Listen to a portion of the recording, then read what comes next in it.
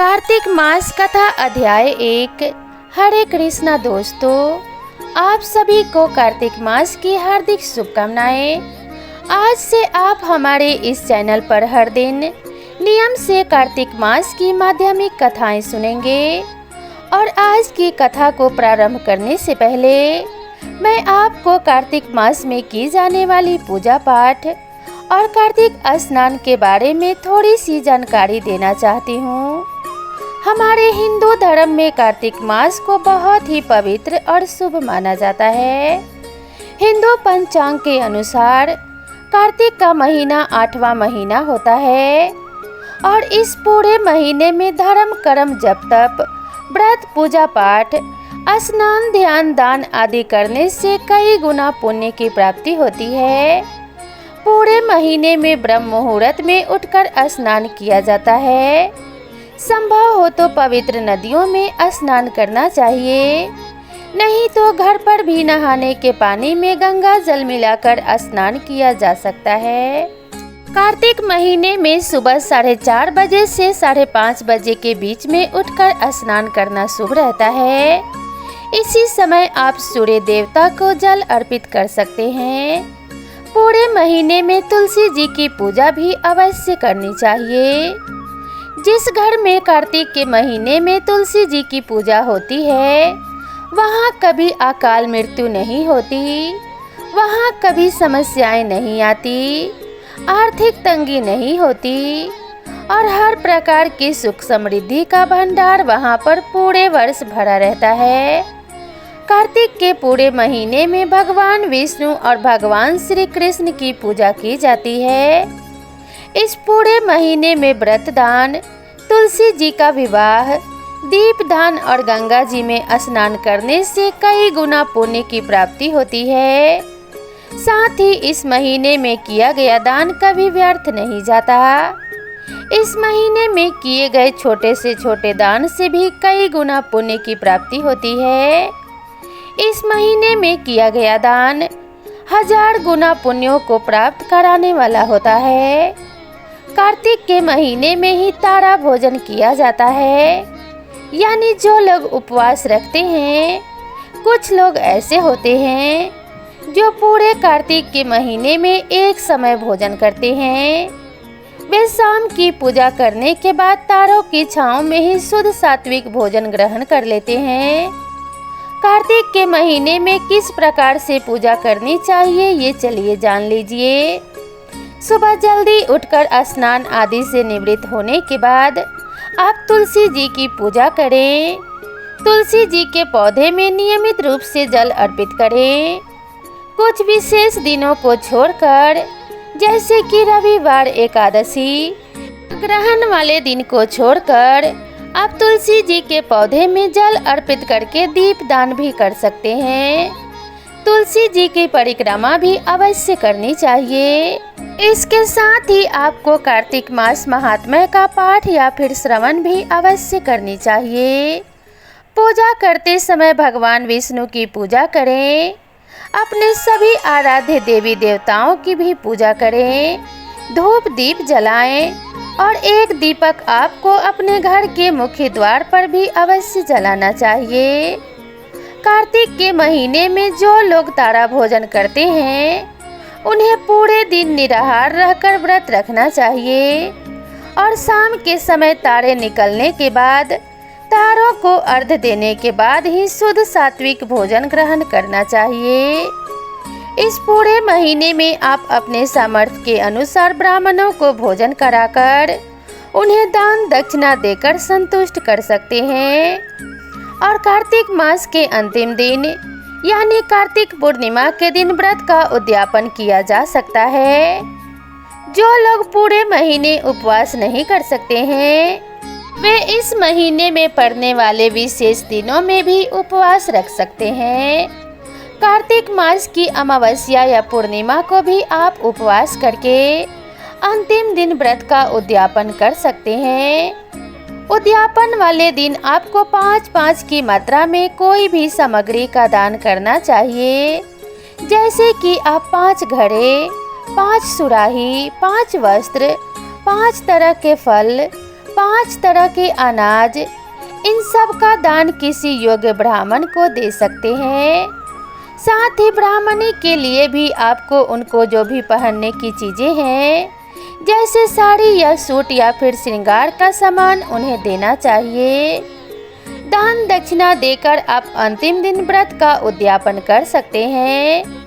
कार्तिक मास के नियमों का पालन करने वाले भक्तों को सुबह ब्रह्म मुहूर्त में उठकर हो सके तो ताजे पानी से, नहीं तो गर्म गुनगुने पानी से आप अपने स्वास्थ्य के अनुसार स्नान कर सकते हैं। तुलसी जी की पूजा करनी चाहिए। धूप दीप जलाकर आपको विधि विधान से अपने आराध्य देवी देवताओं की भी पूजा करनी चाहिए। पूरे महीने में हो सके तो धरती पर ही बिस्तर लगाकर सोना चाहिए। मसालेदार मांसाहारी प्याज, लहसुन, लौकी, गाजर, उड़द की दाल, मूंग, मसूर, चने की दाल, मटर की दाल आदि का भी सेवन नहीं करना चाहिए। नशा, झूठ, चोरी, पाप आदि से भी दूर रहना चाहिए। कार्तिक मास के नियमों का पालन करने वाले भक्तों को पूरे महीने में सिर्फ एक दिन को छोड़कर शरीर में तेल भी लगाना वर्जित माना गया है। केवल नरक चतुर्दशी के दिन यानी छोटी दिवाली के दिन शरीर पर तेल लगाकर स्नान किया जाता है। जो लोग पहले से ही इस नियम का पालन कर रहे हैं उन्हें तो यह बात पता होगी, लेकिन जो लोग पहली बार से कार्तिक मास के नियमों का पालन करना चाहते हैं उनके लिए यह जानकारी बहुत ही ज़रूरी है कि आपको कुछ नियम ऐसे हैं जिनका पालन कार्तिक मास में करना चाहिए, जैसे कि ब्रह्मचर्य का पालन, शरीर पर तेल नहीं लगाया जाता, धरती पर बिस्तर बिछाकर सोया जाता है, सुबह और शाम तुलसी जी का नियमित रूप से पूजन किया जाता है। कार्तिक मास महात्म्य का प्रारंभ आज हम तुलसी जी की कथा के साथ करेंगे, क्योंकि कार्तिक के महीने में हर घर में तुलसी जी की पूजा होती है और सभी औरतें तुलसी जी को जल से सींचती है। पौराणिक कथा के अनुसार एक बुढ़िया माई थी जो कार्तिक मास में तुलसी जी को सींचती थी।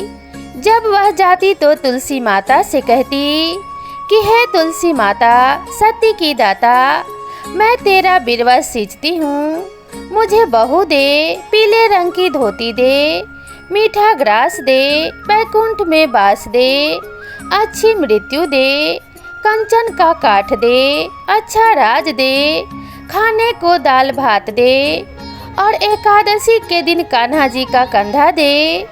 बुढ़िया माई की यह बातें सुनकर तुलसी माता धीरे धीरे सूखने लगी।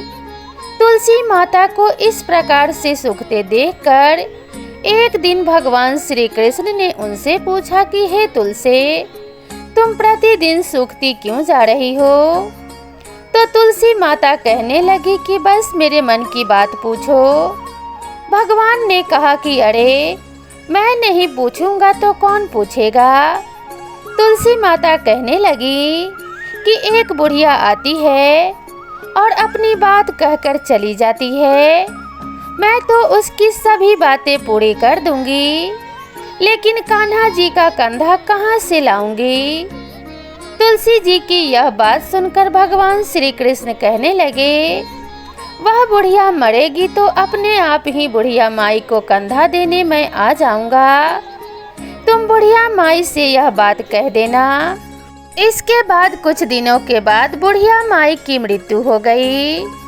उसकी मृत्यु पर सारा गांव इकट्ठा हो गया और उसका अंतिम संस्कार करने के लिए जब गांव के लोग उसे अर्थी पर उठाने लगे तो वह बहुत भारी हो गई, जिससे उस बुढ़िया माई की अर्थी लोगों से हिली तक नहीं, अर्थात बुढ़िया माई की अर्थी टस से मस नहीं हुई। सभी कहने लगे कि यह तो बहुत संस्कारी थी, बहुत पूजा पाठ करती थी, इस बुढ़िया ने कभी कोई पाप भी नहीं किया, फिर आज मरने के बाद ये बुढ़िया इतनी भारी कैसे हो गई? बूढ़े ब्राह्मण के वेश में भगवान कृष्ण वहां आए और कहने लगे, अरे यह भीड़ कैसी है। तब गांव वाले कहने लगे कि एक बुढ़िया माई मर गई है और वह तो इतनी पापिन थी कि आज उसकी अर्थी भी नहीं उठ पा रही है, बहुत भारी हो गई है। भगवान श्री कृष्ण कहने लगे, अरे भाइयों, जरा मुझे इस बुढ़िया माई के कान में कुछ कहने दो, फिर यह अर्थी उठ जाएगी। भगवान कृष्ण उस बूढ़ी माई के पास गए और उसके कान में कहने लगे, माई तू अपने मन की कर ले, पीताम्बर की धोती ले, मीठा ग्रास ले, बैकुंठ में बास ले, चटक की चाल ले, चंदन का काठ ले, झालर की झंकार ले, दाल भात को जी और कान्हा जी का कंधा ले। भगवान की बातें सुनते ही बुढ़िया माई हल्की हो गई। भगवान कृष्ण अब उसे अपने कंधे पर ले गए।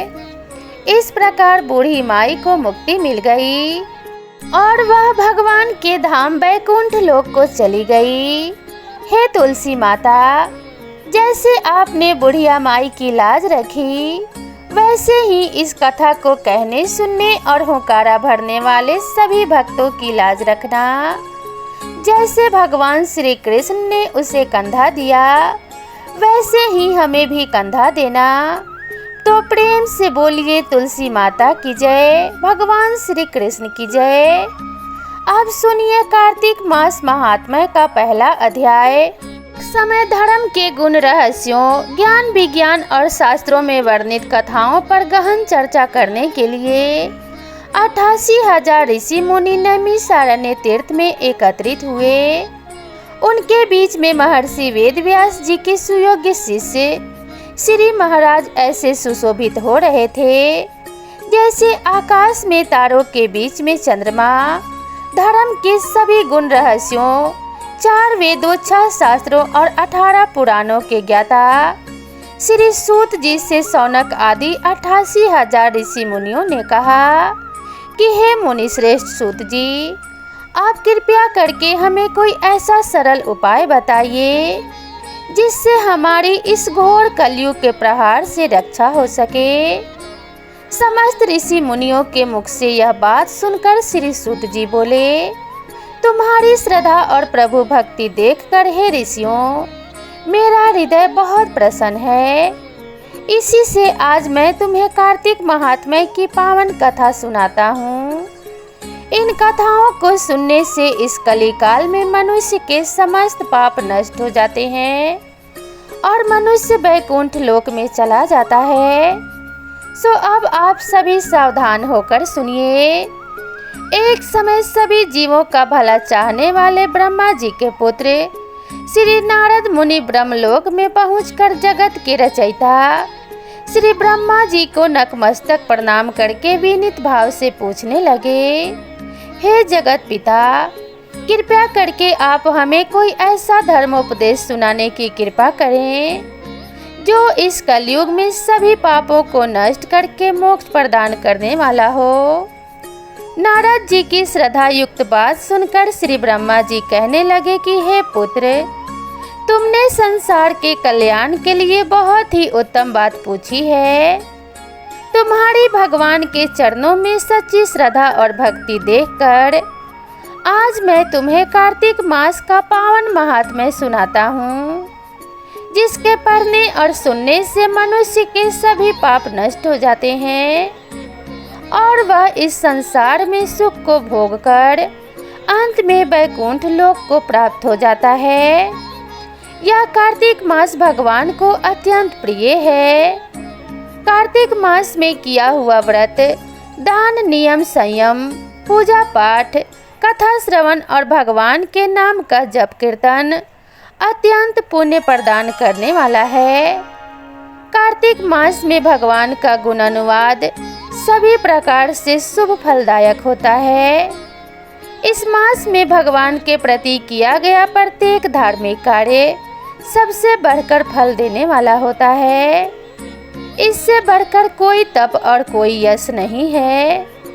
तुमने संसार की भलाई के लिए यह अति उत्तम प्रश्न किया है। सो अब मैं कार्तिक मास का एक पुण्यदायिनी महात्म्य कहता हूँ और तुम श्रद्धा पूर्वक इसे ध्यान से सुनो। कार्तिक स्नान करने वाले मनुष्यों को प्रातः काल ब्रह्म मुहूर्त में उठकर शौच आदि से निवृत्त होकर 12 अंगुल लंबी सुगंधि युक्त वृक्ष का दातुन करना चाहिए। परंतु याद रहे कि श्राद्ध, सूर्य अथवा चंद्र ग्रहण और एकम अमावस्या, छठ, नवमी, एकादशी और रविवार को दातुन नहीं करना चाहिए। जिस दिन दातुन नहीं करनी हो उस दिन पानी से 12 बार कुल्ला करके मुंह को खूब साफ कर लेना चाहिए। जब 2 घड़ी रात्रि शेष रहे तब काले तिल, चंदन, चावल, पुष्प, कुशा लेकर तालाब, कुंड, नदी, संगम अथवा किसी भी तीर्थ स्थान पर जाएं।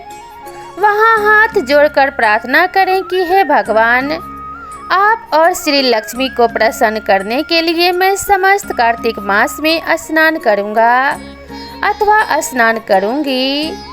इस प्रकार प्रतिज्ञा करके श्री गंगा जी, श्री शिव जी, सूर्यदेव और विष्णु भगवान का ध्यान करके नाभि तक जल में प्रवेश करें और अच्छी तरह से स्नान करें। फिर जल से बाहर निकलकर देवता, ऋषि और पितरों का तर्पण करें।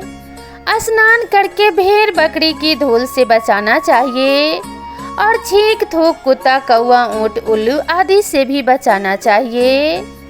अगर भूलवश इनमें किसी का स्पर्श हो जाए तो फिर से स्नान करना चाहिए। मिथ्यावादी अर्थात झूठ बोलने वाले और नीच प्रकृति वाले मनुष्य से वार्तालाप नहीं करना चाहिए। इसके बाद षोडशोपचार विधि से भगवान का पूजन करना चाहिए। भगवान को जल का अर्घ देकर प्रार्थना करनी चाहिए कि हे भगवान, आप श्री राधा जी सहित मेरे इस अर्घ को ग्रहण कीजिए। इस प्रकार प्रार्थना करके आवाहन, पाद अर्घ, आचमन, स्नान, वस्त्र, चंदन, अक्षत, पुष्प, धूप, दीप, नैवेद्य, तांबुल, पुंगी फल, दक्षिणा, नमस्कार यह 16 चीज मूर्ति को अर्पित करते हुए तुलसी जी की मंजरी से भगवान की षोडशोपचार पूजन विधिवत करनी चाहिए। श्री ब्रह्मा जी बोले, हे पुत्र, जो व्यक्ति तुलसी की मंजरी सहित भगवान शालिग्राम का 1 बूंद चरणामृत का पान करता है वह ब्रह्म हत्या जैसे बड़े बड़े पापों से मुक्त होकर वैकुंठ लोक को प्राप्त करता है। इसमें कोई संदेह नहीं है। जो भगवान शालिग्राम की प्रतिमा के आगे अपने पितरों का श्राद्ध करता है उसके पितरों को तत्काल वैकुंठ की प्राप्ति हो जाती है और वह मोक्ष की प्राप्ति कर लेता है। जो भगवान श्री शालिग्राम की मूर्ति का दान करता है उससे समस्त पृथ्वी के दान का फल प्राप्त हो जाता है। जो भगवान शालिग्राम की प्रतिमा को बेचता है वह महान कष्ट भोगता है। इसलिए कभी भी श्री शालिग्राम की मूर्ति को बेचना नहीं चाहिए। श्री विष्णु भगवान का पूजन शंख के जल से करना चाहिए।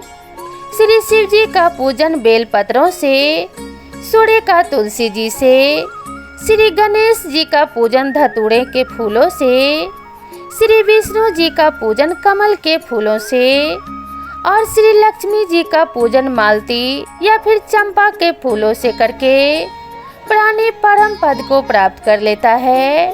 परंतु जो भगवान को परंपरा से तुलसी से भगवान शालिग्राम की पूजा करता है उसकी महिमा का वर्णन तो कोई भी नहीं कर सकता। इस प्रकार पूजा करने वाला भक्त जन्म मरण के अपार कष्ट से मुक्त हो जाता है। जिसकी मृत्यु तुलसी माला धारण किए हुए होती है वह जीव बिना किसी रोक टोक के सीधा वैकुंठ धाम को चला जाता है। जो तुलसी जी की छाया में अपने पितरों का श्राद्ध करता है उसके पितरों की अक्षय तृप्ति हो जाती है। तुलसी जी का सिंचन अर्थात तुलसी जी में जल डालना गंगा, यमुना और नर्मदा में स्नान के समान होता है। तुलसी जी का पौधा उगाने और सींचने से तथा उसका नित्य स्पर्श करने से मनुष्य के मन, वचन और कर्म तीनों प्रकार के पाप और ताप नष्ट हो जाते हैं। कार्तिक मास में व्रत करने वाला तुलसी जी का शांत चित्त से पूजन, प्रदक्षिणा और नमस्कार करके हाथ जोड़कर प्रार्थना करे कि हे हरि की परम प्रिया, हे सुभद्रा, देवताओं ने आपको बनाया और मुनीश्वर ने आपका पूजन किया है। मैं भी आपको नतमस्तक होकर नमस्कार करती हूँ। जो प्राणी आंवले के पत्तों और पुष्पों से भगवान का पूजन करता है अथवा आंवले के वृक्ष के नीचे बैठकर भगवान का पूजन करता है, उसे स्वर्ण के फलों और फूलों से पूजा करने का पुण्य फल प्राप्त हो जाता है। जो मनुष्य द्वादशी के दिन तुलसी तथा आंवले के पत्तों को तोड़ता है वह घोर नरक भोगता है। प्रत्येक मनुष्य को चाहिए कि कार्तिक मास में आंवले के फल, तुलसी और गोपी चंदन की माला धारण करे। ऐसा करने से वह बार बार इस संसार में आने जाने के बंधन से मुक्त हो जाता है। कार्तिक मास में स्नान और व्रत करने वाले मनुष्य को चाहिए कि वह ब्राह्मणों को भोजन कराने के बाद चंदन, पुष्प, पान और दक्षिणा देकर उन्हें प्रसन्न करे। संपूर्ण कार्तिक मास में धरती पर ही शयन करे। ब्रह्मचर्य का पालन करने, पतल में भोजन करने और मौन व्रत से प्राणी परम वीर, धीर, गंभीर और कीर्तिवान हो जाता है। जो मनुष्य एक समय आंवले के वृक्ष के नीचे पूरे कार्तिक मास भोजन करता है उसके 1 वर्ष के सभी पाप नष्ट हो जाते हैं। व्रत करने वाले भक्तों को शहद, कांजी, दाल, तेल, कच्चा भोजन, दूसरे का अन्न और कोई भी तामसिक अथवा बुरे नाम वाला भोजन नहीं खाना चाहिए। यह सभी चीजें वर्जित होती हैं। दूसरों की निंदा भी कार्तिक मास में पूजा करने वाले भक्तों को नहीं करनी चाहिए। अंडे, मांस इत्यादि का सेवन तो क्या, ध्यान में भी नहीं लाना चाहिए। मिट्टी में उत्पन्न हुआ नमक, मसूर, बासी भोजन, तांबे के पात्र में डाला हुआ दूध इत्यादि ये सब मांस के समान ही माने जाते हैं, इसलिए इनका भी प्रयोग नहीं करना चाहिए। केवल अपने लिए ही बनाया हुआ भोजन भी मांस के समान होता है, इसलिए किसी दूसरे को भोजन कराने के बाद ही स्वयं भोजन करना चाहिए। लहसुन, प्याज, फूल गोभी, गाजर, जंगली घिया, बैगन, पेठा और दोबारा पकाया हुआ भोजन व्रती को नहीं खाना चाहिए। रजस्वला स्त्री और पाखंडी आदि से भूल कर भी बातचीत नहीं करना चाहिए। एकम को पेठा, दूज को बैगन, तीज को गोभी का फूल, चौथ को मूली, पंचमी को बेलफल, छठ को कलिंदा, सप्तमी को आंवला, अष्टमी को नारियल, नवमी को जंगली घिया, दसवीं को परमल, एकादशी को बेर, द्वादशी को मसूर, त्रयोदशी को पान, चतुर्दशी, अमावस्या और पूर्णमासी को किसी भी फली का साग भूल कर भी नहीं खाना चाहिए। तो प्रेम से बोलिए जय श्री हरि विष्णु। आज का यह वर्णन समाप्त हुआ। इसके आगे का वर्णन आप अगले अध्याय में सुनेंगे। उम्मीद करती हूँ कि यह पाठ आप सभी को जरूर पसंद आई होगी। वीडियो पसंद आई हो तो वीडियो को एक लाइक ज़रूर करें और चैनल पर पहली बार आए हैं तो चैनल को सब्सक्राइब करना ना भूलें। तो दोस्तों मिलते हैं इसके अगले अध्याय में, तब तक के लिए राधे कृष्ण आप सभी का कल्याण करे। तो प्रेम से बोलिए हरे कृष्णा, राधे राधे।